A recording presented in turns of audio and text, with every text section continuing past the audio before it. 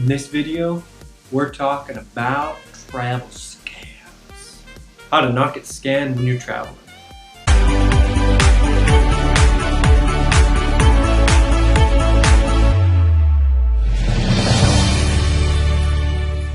So when you are traveling the world or going to a new city, new country, I don't know, maybe you're just on a cruise.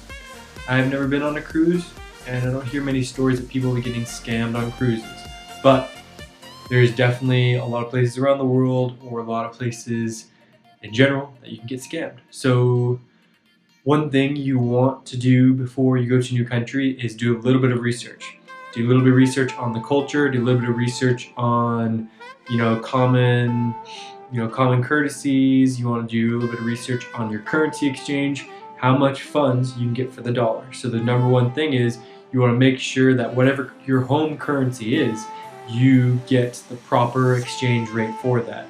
And one way of doing that is obviously just looking it up online. If you don't have active data on your cell phone or whatever device you're using while traveling, you can look it up in advance, or you can make sure you go to a credible currency exchange or a credible ATM.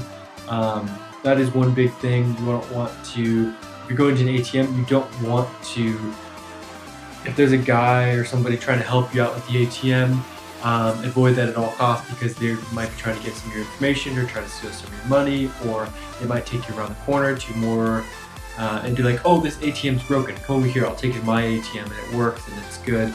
And you just want to avoid that at all costs. Anything that sounds or smells fishy, you want to avoid when it comes to that. When it comes to buying things, or when it comes to getting food or different trinkets or whatnot, you want to make sure that you ask a couple of stands. Say there's a lot of people selling, say, some souvenir, you want to get some magnets, or you want to get some t-shirts, or say you're at the running of the bulls and you want to get some some neck scarves or whatnot.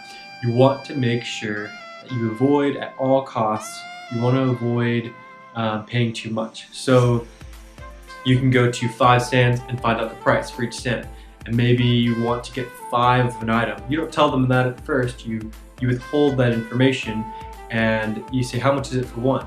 And they say, oh, it's this much. And you'll be like, okay, it's 20, okay. Well, can I get it for 10 if I buy 2 of them? And they'll say, no, maybe 15. Like, okay, can I get it for 10 if I buy 4 of them? And they'll say, okay, maybe they'll get it for you for half off if you buy 4. But cool, then I'll get 5 for half off. We can do that. And they'll be like, okay, and he'll sell you 5 or 4, whatever it is that you're trying to do. And so that's more haggling, and I'll make another video more on that. But you definitely don't want to spend too much, especially if the item you can go across the street and get for half that price. And maybe you just want to make sure you're not paying too much. And maybe when you come out of the airport, you're flying into a new country, like say India. This actually happened to me. And then you get in a taxi and you're trying to get to your hostel. They'll say, oh, your hostel is booked. Your hotel is overpacked. There's too many people there. We can take you to a better place. And I was like, no, I know my hostel is good. I can go to that area. And then they're like, okay. And then they might say something like, oh, you need a special visa for that part of town because there's a parade or some holiday or something. And what it is, they're trying to take you basically to a friend's place that they have, and they're going to try to charge you money to stay in a local area. And this is a scam. It's happened to me a few times. I never bought into it, but that time that happened to me, I just left. I'm like, no, this is BS. And then I went and got another taxi. I think I got a tuk-tuk, which was less. And then he took me to the hostel, and I was fine. And I paid him less than I was going to pay the taxi. And then there's people that are just walking on the streets in some countries, and they'll be looking for people who don't look like if you're in Southeast Asia, they'll be looking for white people or black people.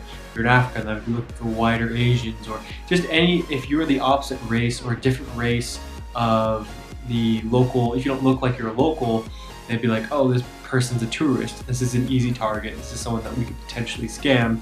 And oftentimes they will try to scam you. Depends where you're going. I mean, some places are much more safe than other places, and some places are a little bit more dangerous, especially if you're a boy or if you're a girl, depending on where you're going. You don't really have to be too worried if you're a guy, luckily, but if you're a girl, I'm sorry, but like there is some places where it's just not as safe to travel being a girl.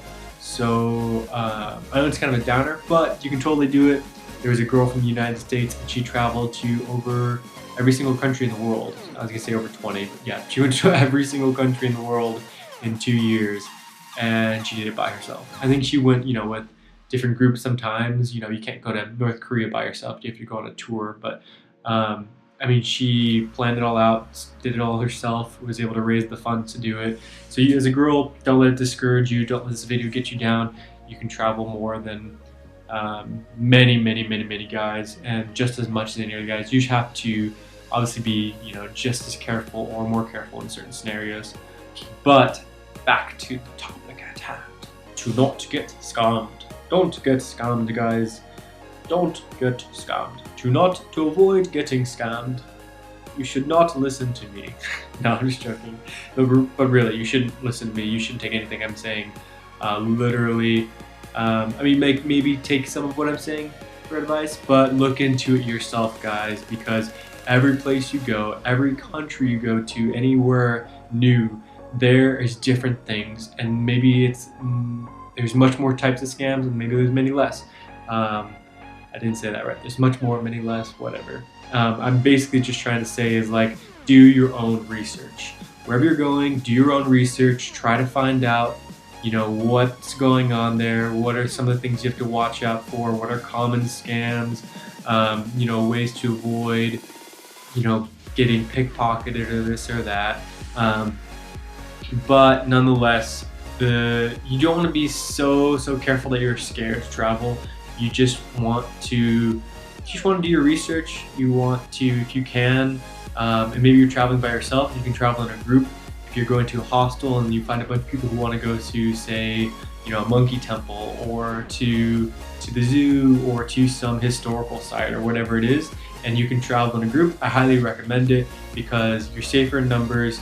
I'm very pro traveling alone, but if you have the option to travel with people and you're comfortable enough to do it, go for it. It can be definitely safer, especially if you're, a few people. If you travel with more people, it's a lot safer, especially at night. But back to not getting scammed. You want to avoid situations where you just feel uneasy. If you're in a situation where you just don't feel comfortable, you don't feel safe, and you just as soon as you get that gut feeling, I should do this. I should stop this taxi. I feel like we're going somewhere we're not supposed to be going. And you see other people outside, that is the time you're at a stoplight and you feel like something's wrong. Get out of the taxi. Don't worry about feeling rude. If you don't feel comfortable, you gotta take care of number one. Number one is you. You gotta take care of your own safety, no matter what, or the people around you. If you're traveling in a group, obviously take care of the people, take care of others around you. But and back when it comes to taxis, when you get into a taxi, you want to make sure that they run the meter. A lot of times they'll say, oh, it's this price for going here. I'm like, no, you're going to run the meter. And a lot of them have their little cloth. They have this little dish cloth that they try to cover up their meter. And they're like, oh, this is a tourist. Oh, he doesn't speak the local language. Yeah, we can scam this guy. So they'll cover up the cloth. They'll cover up the meter with the cloth. So you want to try to avoid that and be like, hey, I want meter. And if he says, no, we only do set price, and fine. And then be like, pull over, I'm leaving. And then he'd be like, fine, we'll do the meter. But, and you also want to, if you can, you're going from point A to point B, GPS it yourself when you're in a taxi, because you can find out the quickest route, and maybe you don't even tell them where you're going, and you just tell them where to turn. A lot of taxi drivers really don't like this, so you don't always have to do that, but it is one way to make sure they're not going to scam you. If you're in a place where you've done the research and from other people's past experience, it shows that there's a lot of scam artists, or a lot of taxi drivers trying to scam the locals, then that is one thing you can do. If you guys can think of any countries or places in the world that you want me to visit or that I've been to, and you want me to talk about the common scams or things to watch out for in those countries or places, just put it in the comment box below. If you guys like this video, just give me a like, a thumbs up. If you want to see more videos on traveling, travel hacks, travel tips, travel vlogs, all the cool stuff. Just subscribe to the channel. NST, never stop traveling. Because why? I stop traveling. You can just always travel. Alright guys, peace out.